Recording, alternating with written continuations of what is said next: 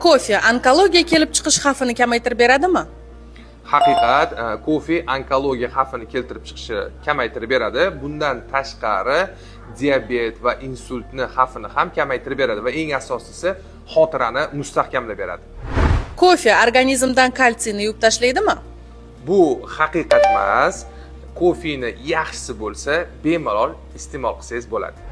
Kofe ishtahani bo'g'adi va ozishga yordam beradimi? Qisman haqiqat, kofe ishtahani bo'g'adi, organizmda moddalar almashuv jarayonini yaxshilab, lekin ozdirmaydi. Kofe quvvat beradimi?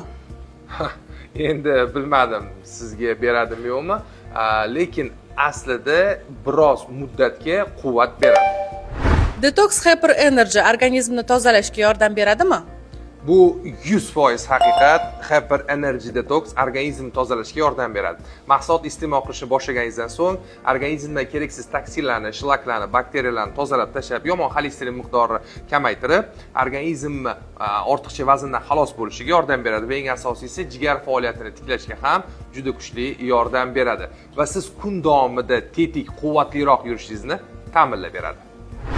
Bu videoni doim kofe ichib yuradigan tanishlaringizga yuborib qo'ying.